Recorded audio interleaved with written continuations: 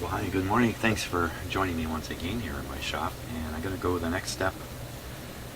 First, I got to figure out the next step in some detail on this big analog mixer board. And it's all about cleaning all these controls that you see here. So a day has gone by since my last video, so I've done a little bit of thinking.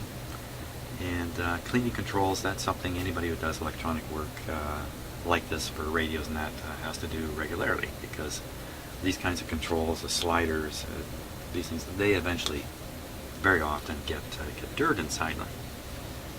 So the thing is, in most cases when I'm doing this, I'm able to do it with the device operating. I have the radio on, I'm cleaning the volume control, I can turn the volume control, I can hear the effect of the cleaning that I'm doing, I can get a notion of maybe it's clean through 75% of the sweep of the control. The last 25% is what I need to concentrate on, and I can tell when I'm done, when finally it's gone quiet. And that feedback is important to make the work efficient and effective. So when you're done, everything's great. Big problems here with this board in this respect. First of all, I have the first circuit board out, the controls on it. Literally every circuit board has controls on it. Since this board is connected into the rest of the circuitry through this connector, with it out like this, it is not part of the unit. If I turn the unit on, this thing's not connected, so I can't hear any of these controls. If I do plug it back in, well, it has to be back in place, like this. A bit of a hassle getting it in and out. I might get better at it after I've done one or two of them, but that's a bit of a hassle. Clean, clean, clean, and then I have to plug it back into this plug, which does not look like an easy thing to me at all. It's very awkward to do this. So it looks like I'm going to have to clean it outside of the circuit, then put it back in, then see how well I did. That's not so good, because there's a good chance I'm still going to leave some noise in it, try as I may. So one viewer, and I'm sorry, I just can't name people while I'm doing this kind of thing. One of the viewer suggestions I got was really soak these things down with the cleaner. Don't go halfway. That could be reflective of the situation here, that if you go halfway, you put it all back together, you still got noise in your controls. How frustrating is that? So that's one issue with doing this. Second issue is, should I remove all four of these? This is an interesting idea. They're going to have to come out anyway. Maybe I should remove all four of them right now. Get them lined up. I can process them all four at a time. The efficiency of the work will go way up if I do that. Well, it'll go up. I don't know about way up, but it'll go up. And maybe with this flat cord freed up, I'll find it easy to plug this back in and check it. So, and I'm going over this as you're listening to me talk it out. I'm still thinking about it here. And you know, that sounds like a good idea to me. Get them all out. You know, I'm gonna end up with a whole pile of knobs, but what does it matter? A whole pile of these things here. Oh, you can't see what I'm holding up. I'm gonna end up with a huge pile of knobs out here. And all these, but you know what? They're the same thing over and over. It's really not that big a deal to have it all taken out at the same time. The big thing is I'll be able to get access. I'm pretty sure this flat connector is actually going to be loose all the way through here, and I have to lift it up a lot. I think that's really a smart idea. So the other thing is I can actually remove the board entirely just by disconnecting this connector back here. So you can get another look at it here. So at the back here is the connector that connects to the inputs. I've left it on at this point, but I can pry it off. And I'm assuming each one of these boards is essentially identical. So there's absolutely no problem if I alter the order of them or do something like that. It has no effect. Plus, if I have the board out in my hand, I can examine a lot of these solder connections here. especially the ones on the sliders, which are being mechanically worked. When the slider is moved, the slider body is worked against the solder joints, and there's a reasonable chance of a failure of one of those joints to have occurred. Now, when I did the testing, I didn't notice that, but I didn't concentrate on it too much. But actually, I didn't get the impression there was any cracked solder joints anywhere in this thing. That was my impression anyway. So I think what I'll do is I'll carry on removing all these boards and get them right out on my bench here and clean them all as best I can. Maybe I'll dream up a way of testing them in the meantime, but I doubt that. And then I can put them back in on a test basis one at a time and check them. That is the way to go. So that is what I'm going to do.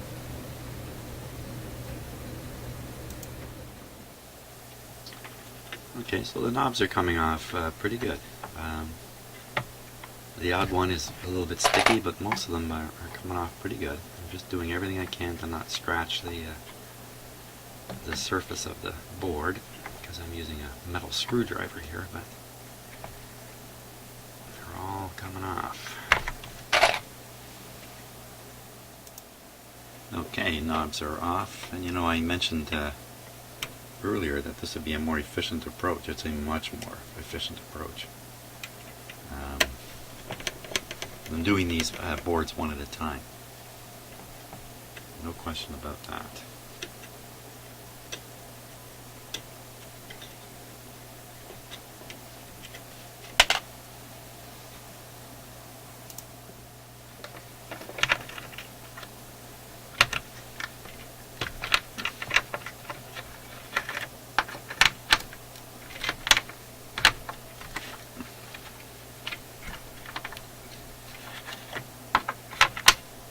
None of these are terrifically tight.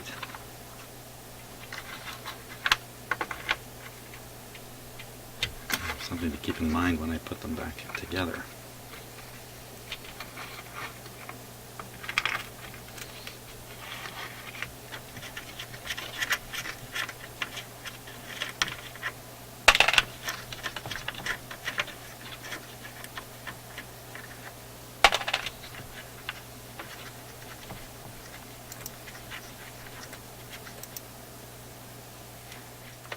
Okay, got everything undone. At least I think I do. We'll find out in a second. Let's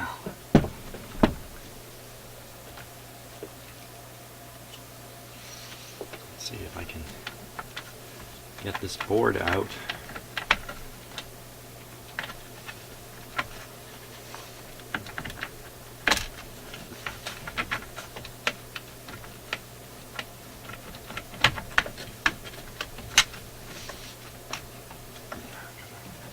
As soon as I get that connector exposed, I got to get it off. This is not going to be easy putting it back together. But somebody did it originally.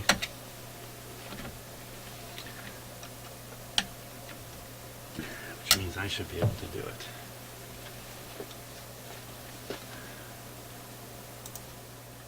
Okay, so the second one came up a little easier. I just needed a sharper screwdriver to get this to come off. Angles are a little difficult in getting the screwdriver under the connector. This one here. But I was quite right about doing these all at once. I don't want to flex the circuit board when I'm doing this. I want to flex it as minimally as possible.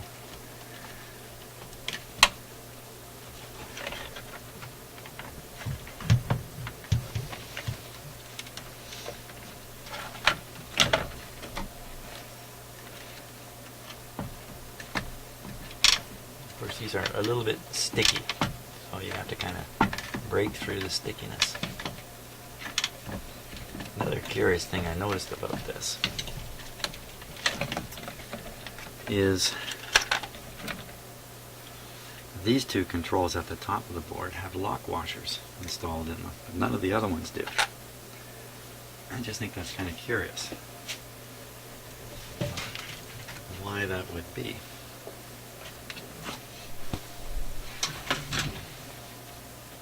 Onward.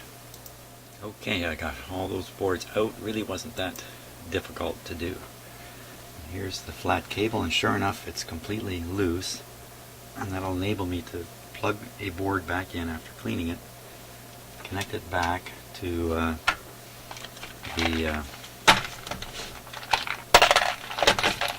there's all the knobs and stuff. Connect it back into the circuit and operate it to see if I really have succeeded in cleaning it. I even managed to get the board out from under here. Excuse me. It involves a little bit of manipulation to get it out, but that's it. Very good. And you know what? I have a fantastic chance to clean the front panel under this guy too. Now that all the knobs and everything are off, should be able to make this guy look really good. It's fantastic coating on it. It doesn't show any signs of wear, even though there's an awful lot of hand working going on, assumably, and in the history of this thing. So fantastic. Now I'll get those boards. Okay, so let's take a look at what we've got here.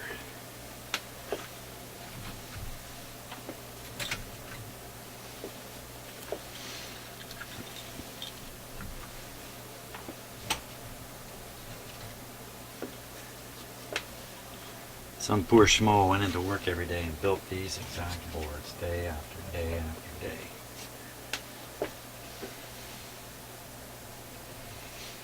There we go. But I'll bet you he got really good at it. So I'm just casting my eyes over them to see if there's anything different about any of them. Anything that leaps out at me right away and says, wait a minute, it's not what I think it is. And of course, no, they all look perfectly identical. At a glance, anyway. So I think the first objective here is to take off some of the surface goo that's on here before it goes down inside these controls in particular. So I think I'm going to do that with a cloth and maybe a little bit of alcohol. See how that goes. And then we'll look at actually putting cleaner into each one of these sets of controls here. Working them up. Well, I guess I can let the camera roll for another.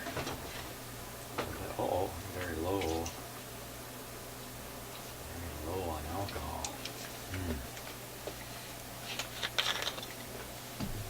I have to get myself some more pretty soon here.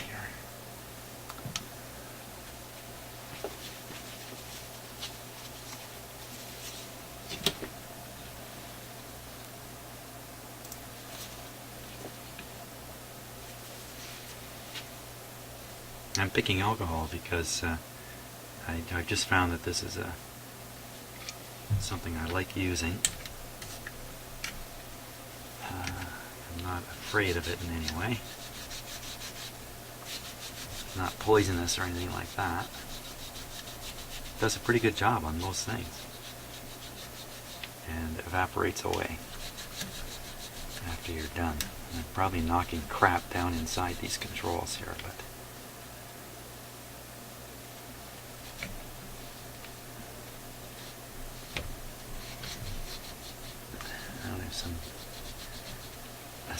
maybe some kind of lubricant or fluid that was in them. That this one doesn't show it, but these ones all have some kind of goop. So somebody else has been spraying stuff into these. That's probably what that means. Somehow they missed this one. Imagine during the life of this thing, it's going to start getting a little bit noisy here and there, and somebody's going to get out the pot cleaning spray, or oh, there's a hair coming out. Ugh. I'll put the vacuum cleaner to this too and see what I can, some of the loose stuff will come right out again in here. You can see the efficiency though of doing these all at once. It's gigantic compared to doing them one at a time. So I'm pretty happy about that choice.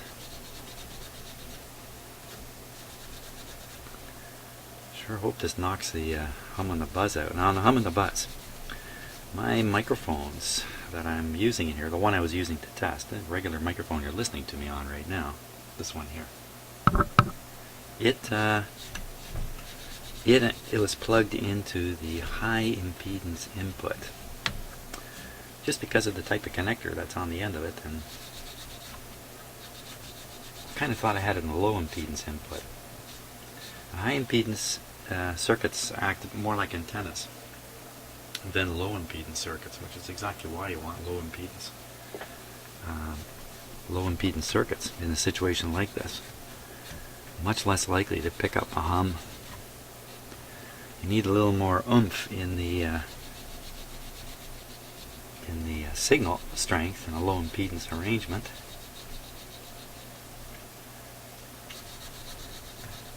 But in fact I have these plugged into the high impedance input. Now my microphones, I have no idea if they're high impedance or low impedance. One of them I have some written material on, the other one I don't. They're completely different microphones. One of them has a battery, that says a lot. It has a one little pen light battery that lasts forever. That's this one here. That one has the battery in it. I'm just not familiar. I've just never bothered, never had occasion to check it out or pay attention or think much about it. But working on this project is making me think about all these things a lot harder. So you know, if I did revert to the low impedance inputs with my same microphones, any microphone cabling sourced hum and buzz might be eliminated. And the problem is, it's got those three-prong DIN, I think they're called DIN connectors, that I don't have the cable ends for. That's, you know, professional type grade stuff, and I've got around the house type stuff, I guess you would say.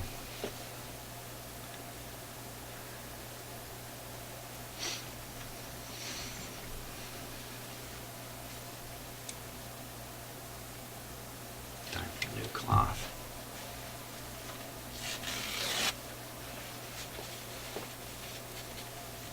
So that's just a factor, and I may have misspoke a number of times in my earlier videos about the impedance of the inputs I'm using. I don't think I mentioned it too much, frankly, but that's one thing about watching my videos, you know, I don't figure everything out ahead of time, and that's for sure.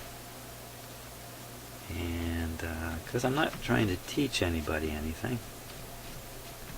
Well, I'm trying to teach myself stuff. That's really what's going on here. These are really gooped up badly. These probably never got any kind of attention or cleaning, or maybe just their arrangement is more prone to pick up dirt or something. I don't know.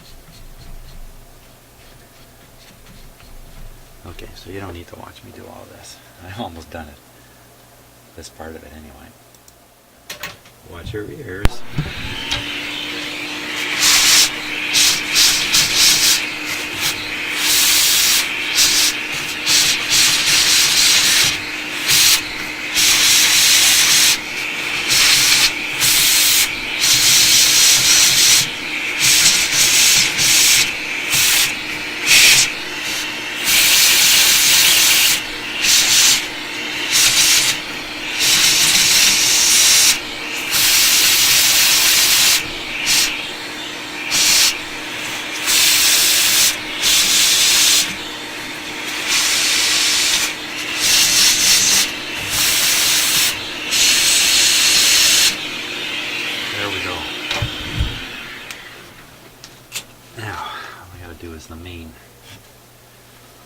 The main guys.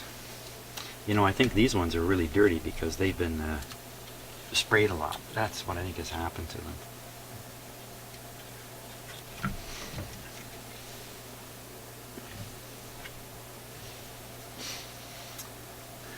Okay. I think I'm going to vacuum these ones out and then get on with starting the real cleaning process. Now there's all kinds of choices of stuff to use in a slider or this kind of control. And there's spray chemicals that have been designed especially for that. The thing about those is, and I'm sure they work fantastic. I won't name them because I'm not trying to sell anything here, but they cost a little bit of money. They come in small cans, so they're really expensive to use. And my own experience has been good old WD-40 does the trick. Now I think, you know what, and again, I'm not trying to sell anything here by any means. I don't think WD-40 needs my help. They have some other products out, and one of them is designed for cleaning this kind of stuff, and of course I don't have it. So I'm going to start with these guys, because I'm probably going to do them again and again and again while they're out here. And what I notice is when I slide this, I can feel it. I can feel grindy, dirty, it's kind of jumping, it's crummy. So hopefully after I do this, hey, you know what, let's take a look inside this. Let's take a look inside and see what's in there. Can't say I've ever popped one of these guys open and really look. So, oh, a little out of focus there, right? I'll just bring this down, take a good look right inside. See what we can see there. So it looks to me, I'm looking straight through it. So the actual surface contact is off to the side there, I'm pretty sure. Let's see if we can get a look at it. There it is. No. Where is it? Maybe it's way up in the side of this thing. Which would make some sense. That means the dirt can just fall basically right through it, come out the bottom. So if I hose away just straight into it, I don't think I'm doing anything. Maybe you can tell from the contact, the electrical contacts. Let's see.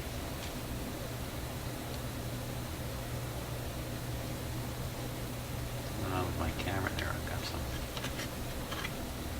dots on it.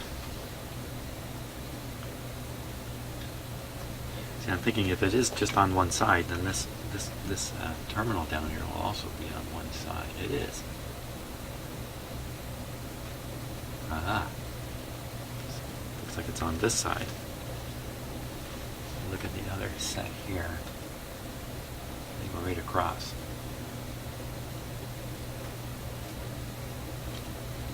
I'm not really exactly sure how this is constructed.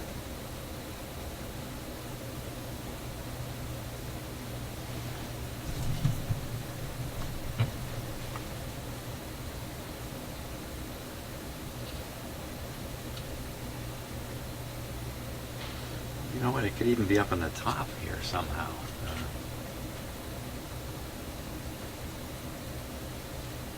Looks to me like there's nothing in there. Yeah, I can't be sure. That could be the sliding surface there. But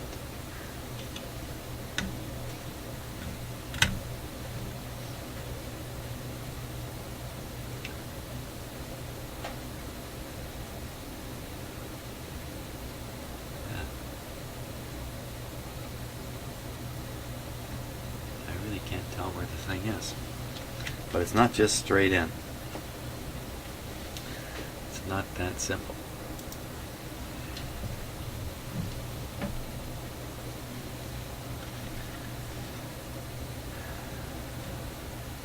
Wow. So how am I gonna...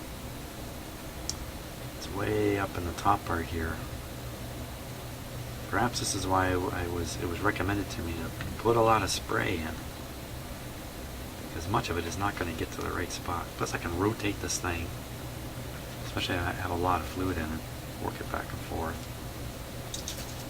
Yeah, let's give one a try here.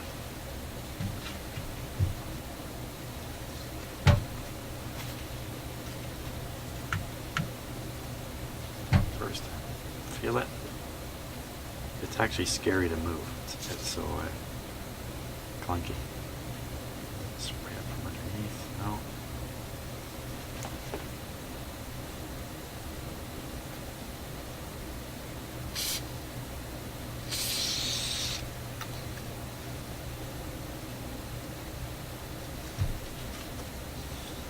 Wow, holy smokes, what a difference, of course. Pile of this stuff coming out. Now, it's moving nicely, but did it get cleaned at all?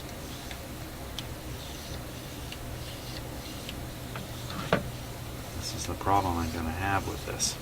I won't know till I put it back into a test situation. Plus, what am I really doing? I'm just cleaning the contact track in the slider. Not really, it's not flushing anything out. That'll be a much bigger process. I have to disassemble this whole thing, and I think that would be the end of it. And I'm not planning on spending the rest of my life on this either. Let's give the other guy a go.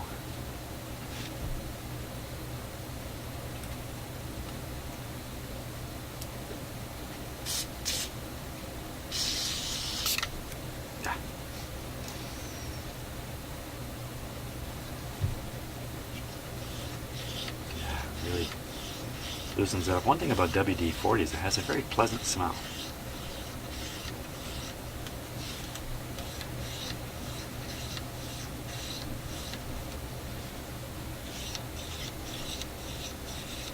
It's going to leave behind a little bit of lubrication that, in my experience, doesn't interfere with this kind of thing at all.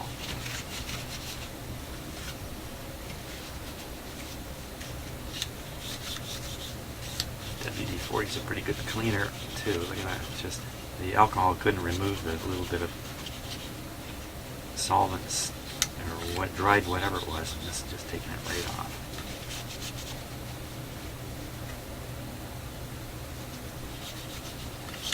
That's pretty much the process. Just got to repeat it a whole bunch of times.